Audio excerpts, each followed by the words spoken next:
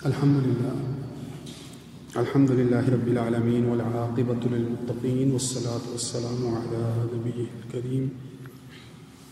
أما بعد فأعوذ بالله من الشيطان الرجيم بسم الله الرحمن الرحيم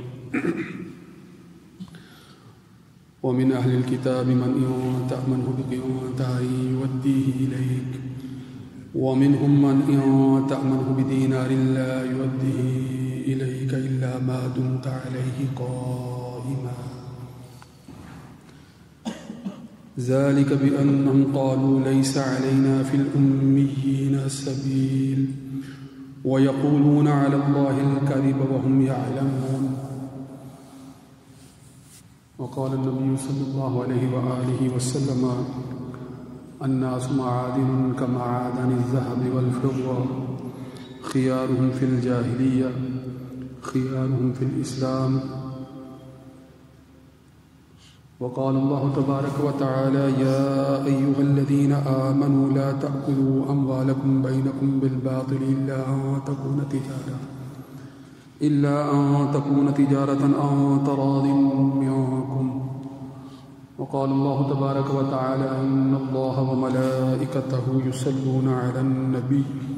يا أيها الذين آمنوا صلوا عليه وسلموا تسليما اللهم صل على سيدنا ومولانا محمد وعلى آله وأصحاب سيدنا ومولانا محمد وبارك وسلم عليه. سامعین محترم، پچھلے جمعۃ المبارک کو جس موضوع کا آغاز کیا گیا تھا یعنی معاشی بحران اور قرآنی تعلیمات، اسی موضوع کے تسلسل میں آج بھی گفتگو کرنی ہے. میں نے آپ کو جو پہلی بات بتائی تھی وہ بنیادی تھی، سورہ آل عمران کی اس آیت ہی کے ضمن میں جو میں نے آپ کے سامنے تلاوت کی ہے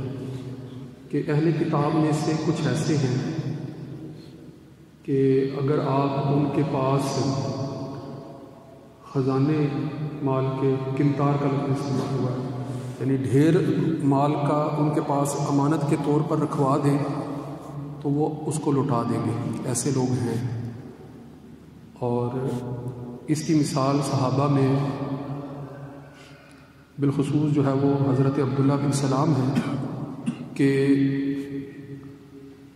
جن کے متعلق جو ہے وہ ابن عباس کی روایت موجود ہے کہ جب ان کے پاس کسی شخص نے 100 اوقیہ جو ہے وہ سونا امانت کے طور پر رکھوایا، اور غالب گمان یہی ہے کہ یہ واقعہ اسلام لانے سے پہلے کا ہے. اسلام لانے سے پہلے حضرت عبداللہ بن سلام جو ہے وہ یہودی مذہب سے تعلق رکھتے تھے، تو اس وقت جب ان سے اس کا مطالبہ کیا تو جیسا دیا تھا امانت کے طور پر ویسے ہی واپس لوٹا دیا. اور پھر اس کے بعد ابن عباس ہی کی روایت، اسی روایت میں آگے یہ ذکر موجود ہے ایک عیسائی ایک یہودی عالم کا، ایک یہودی عالم دین تھا یعنی یہودیت کا بڑا علمبردار تھا. صرف 1 دینار کسی نے یا کہہ لیں کہ 1 تولہ یا اس سے بھی کم مقدار میں سونا جو ہے وہ کسی نے اس کے پاس امانت رکھوایا تو وہ بھی واپس کرنے کے لیے تیار نہیں تھا. تو ایسے بھی لوگ ان میں ہیں. صحابہ رضوان اللہ علیہم اجمعین کے متعلق یہ جو روایت میں نے آپ کے سامنے بھی پڑھی ہے کہ لوگ جو ہے وہ الناس معدنیات یعنی وہ اشیاء جو اپنی اصل حالت میں زمین سے نکالی جاتی ہیں، جس میں سونا بھی ہے، جس میں چاندی بھی ہے. الناس معادن، لوگ معدن کی طرح ہوتے ہیں یعنی معدنیات یعنی وہ چیزیں جو زمین سے نکلتی ہیں مختلف خصوصیات کی حامل، اور یہ جواہر کہلاتی ہے. اور مثال کے طور پر سونا اور چاندی کا ذکر کرتے ہیں کہ جیسے سونا اور چاندی معدنیات کی 2 اقسام ہیں کہ لوگ بھی ایسے ہی ہوتے ہیں، افراد بھی ایسے ہی ہوتے ہیں کہ جو ان کے بنیادی اوصاف ہیں وہ ان کے ساتھ رہتے ہیں، بنیادی اوصاف ساتھ رہتے ہیں. تو الناس معدن کمعدن الذهب والفضہ، لوگ معدن کی طرح ہیں جیسے کہ سونا اور چاندی. خیارہم فی الجاہلیہ، جو جاہلیت کے زمانہ میں بہترین تھے، اعلیٰ اوصاف والے تھے. خیارہم فی الاسلام، وہ پھر اسلام میں بھی جو ہے وہ اعلیٰ اخلاق والے ہوتے ہیں. یعنی اگر دارالاسلام میں داخل نہیں ہوئے، اگر اسلام قبول نہیں بھی کیا، تو اگر وہ اچھے اوصاف کے مالک ہیں تو کفریہ عقائد کے باوجود وہ خصائص ان کے اندر ہو سکتے ہیں. تو یہ آیت جو ہے وہ بالخصوص یہودیوں کے طرز عمل کی عکاسی کرتی ہے. میں نے آپ کو یہ بات تفصیل سے بتا دی تھی کہ اس آیت میں ہمیں یہ اشارہ ملتا ہے کہ وہ لوگ ہیں ان میں جو مال کو محتاط انداز سے اور امانت میں خیانت نہیں کرتے، استعمال کرتے ہیں اور واپس کرتے ہیں، محتاط انداز سے استعمال کرتے ہیں اگر کرنے کی ضرورت ہو، وگرنہ اگر امانت کے طور پر پڑا ہے تو جیسی امانت لی ہے ویسے ہی واپس کرتے ہیں. مگر ایسے بھی ہیں، اور ایسوں ہی کی اب بہتات ہے، ایسوں ہی کی اب بہتات ہے. بظاہر جو ہے وہ امانت دار لگ رہے ہوتے ہیں مگر حقیقت میں امانت دار نہیں ہوتے ہیں. اور یہ اشارہ یہاں موجود ہے کہ آپ ان کے پاس اگر 1 دینار بھی جو ہے وہ رکھ دیں امانت کے طور پر، تو جب تک آپ اس کے سر پر کھڑے نہ ہو جائیں اور بار بار جو ہے وہ واپسی کا مطالبہ نہ کریں، وہ بھی واپس کرنے کے لیے تیار نہیں ہوتا. اس قدر جو ہے وہ یہ مال کی محبت کا طرز عمل ہے، دنیا کی محبت، مال کی محبت. اور یہ یہود میں بدرجہ عتم موجود ہے. قرآن مجید نے جو ہے وہ آپ سے کے ساتھ جب ان کے مکالمے یا مختلف اوقات پر جو ہے وہ دعوت کے حوالے سے گفتگو ہوتی تھی تو ان کو براہ راست جو ہے وہ کہہ دیا کہ اگر جو ہے وہ مطلب دنیاوی زندگی کی محبت میں یہ اس قدر لکڑے ہوئے تھے کہ اخروی زندگی کا ان کو کوئی پاس نہیں تھا. حالانکہ اخروی زندگی کی دعوت ان کے انبیاء ان تک پہنچا تو چکے تھے، وہ کسی قدر اس پر ایمان بھی رکھتے تھے، مگر دنیاوی زندگی مال کی محبت میں، عزت جاہ وقار کی محبت میں اس قدر جو ہے وہ گھرے ہوئے تھے یا گھرے ہوئے ہیں کہ قرآن ان سے جو ہے وہ مطالبہ کرتا ہے کہ آپ ان سے ذرا کہیں نا کہ اگر یہ سچے ہیں تو موت کی تمنا کریں. اس قدر جو ہے وہ دنیا کی زندگی میں منحصر ہے کہ موت کی تمنا کے تصور، یعنی موت آنے کے تصور سے بھی یہ خائف رہتے ہیں. تو بہرحال یہ نقطہ تو اپنی جگہ پر واضح ہے. اگر جو ہے وہ مزید اس کی وضاحت سمجھنا چاہیں تو میں جو عہد نامہ قدیم ہے اس کی ایک روایت میرے سامنے ہے، وہ بھی میں آپ کے سامنے رکھ دیتا ہوں. اگر آپ کتاب مقدس کو دیکھیں، کتاب مقدس جس کو انگلش میں بائبل کہتے ہیں، بائبل کتاب مقدس، اس کے 2 حصے ہیں. ایک حصے کو عہد نامہ قدیم کہتے ہیں اور دوسرے حصے کو عہد نامہ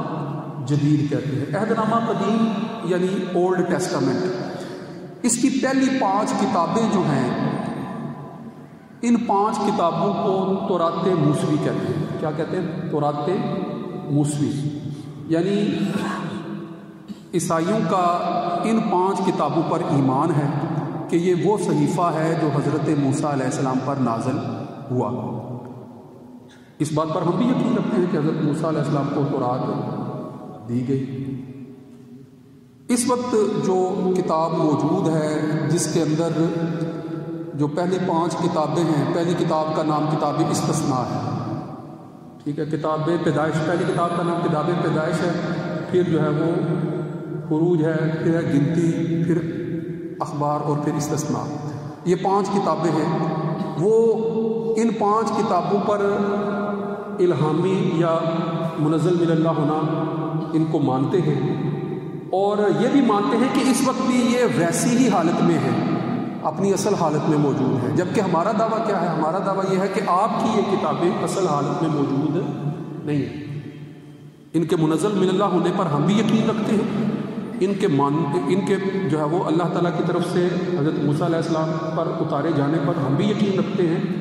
مگر جو کتابیں ان پر اتاری گئی تھیں،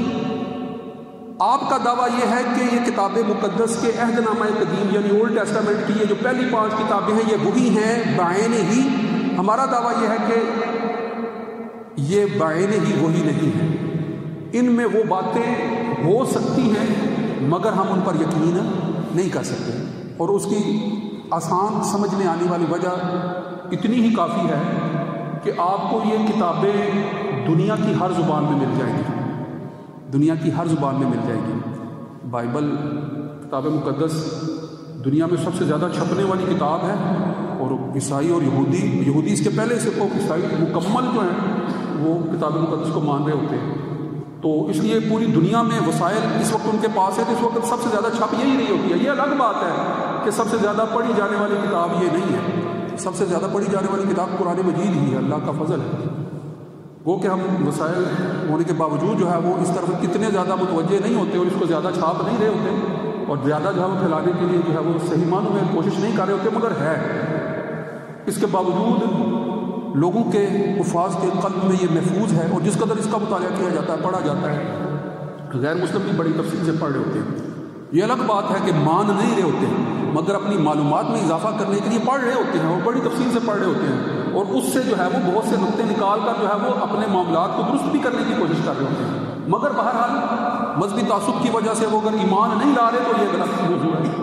تو اس کتاب یعنی کتاب استثناء کی جو ہے وہ ایک آیت ہے جس کا ترجمہ میرے سامنے ہے،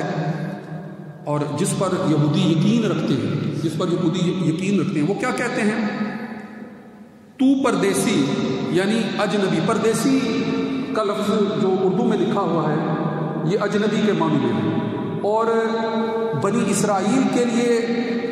غیر بنی اسرائیل اجنبی ہے، یعنی یہودی کے لیے غیر یہودی اجنبی ہے۔ یہودی جو ہے وہ اپنے علاوہ جس بھی مذہب سے تعلق رکھنے والا کوئی فرد ہوگا وہ اس کے لیے پردیسی ہے، وہ اس کے لیے اجنبی ہے، غیر یہودی ہے۔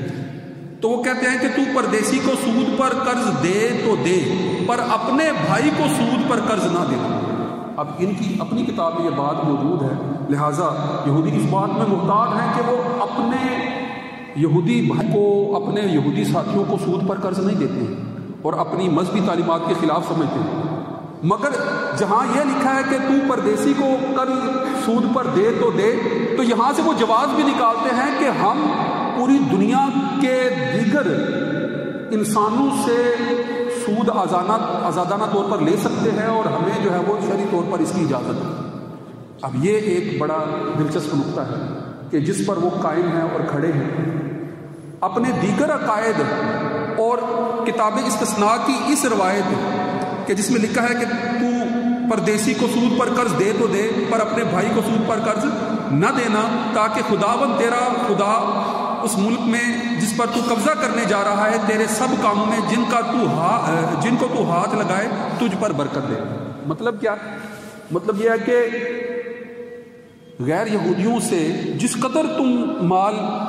بٹور سکتے ہو، ہتھیا سکتے ہو، جائز طریقہ تو جائز طریقہ، جس ناجائز طریقے کو بھی اختیار کر سکتے ہو، تمہیں یہاں سے گنجائش ملتی ہوئی نظر آ رہی ہے کہ سود خود آپس میں وہ ناجائز سمجھ رہے ہیں، مگر پوری دنیا کے انسانوں سے سود جمع کرنا جائز سمجھ رہے ہیں۔ اور پھر آگے جو آیت کا حصہ ہے استثناء کی، وہ یہ بتا رہا ہے کہ پھر اس کے ذریعے سے پوری دنیا پر قبضہ کرنے کی بات جو ہے وہ بیان کر رہا ہے کہ پوری دنیا پر قبضہ کرنے کے لیے تو اس سے معاونت حاصل کرے گا ایک طرح سے، اور یہ تجھ پر اللہ کی طرف سے ایک طرح کی برکت ہے جو تجھے دی گئی ہے کہ تجھے یہ جو چھوٹ دے دی گئی ہے ایک طرح کی۔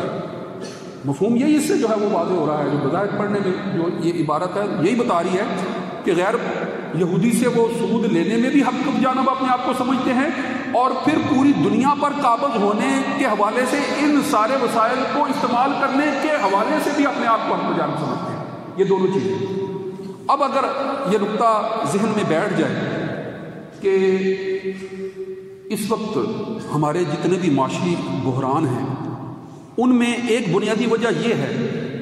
کہ جدید صدی کے اندر اس حوالے سے اگر بے پناہ محنت غور و فکر کرنے کے بعد ایسے نظام قائم کر لیے اور اس کے لیے جو ہے وہ بے پناہ وسائل خرچ بھی کیے اور اس کے بعد بے پناہ وسائل جو ہے وہ جمع بھی کر رہے ہیں، تو اس صدی میں یہ جتنے بڑے پیمانے پر تقدو اہل کتاب میں سے بالخصوص یہود کی طرف سے نظر آتی ہے کہیں اور نظر نہیں آتی۔ لہذا پوری دنیا کے معاشی جو ہے وہ جتنے بھی بڑے بڑے ادارے ہیں وہ ان پر بھی قابض ہیں، معاشی اداروں کی پالیسیز بنانے میں بھی جو ہے وہ دخیل ہیں، معاشی پالیسیز میں جو ہے وہ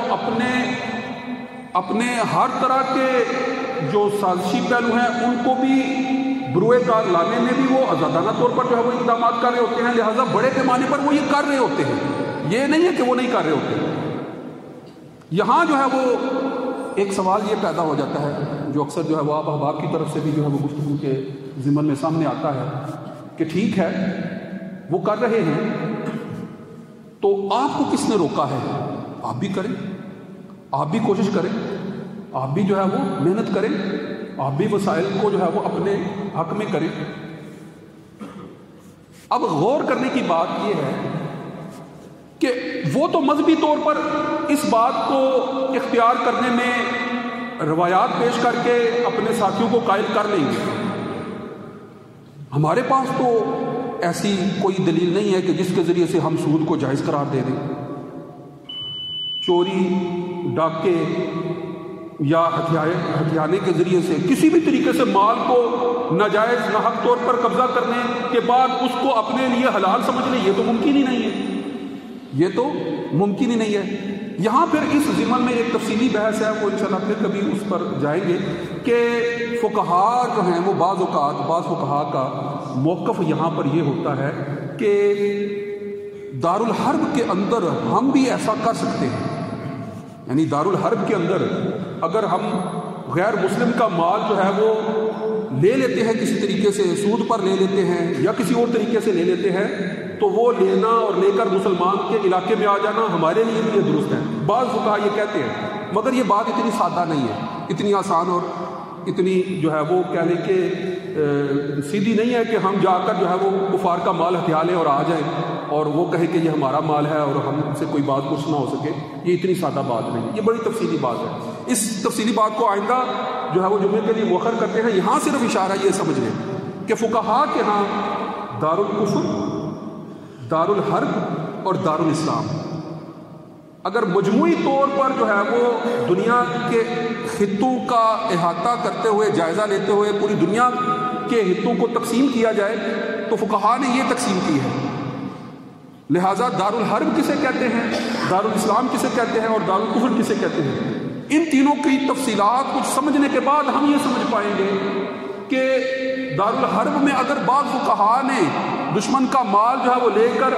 آنے کو جائز قرار دیا ہے تو اس کی حد کیا ہے، اور حقیقت میں جو ہے وہ ایسا کرنا بھی جو ہے وہ اس کے لیے ہماری حوصلہ شکنی کی گئی ہے، ہماری حوصلہ افزائی نہیں کی گئی۔ انشاءاللہ آئندہ گفتگو میں اس بات پر جو ہے وہ تفصیل سے گفتگو کی جائے گی۔ وآخر دعوانا الحمدللہ رب العالمین۔ سنتیں ادا فرمائیں۔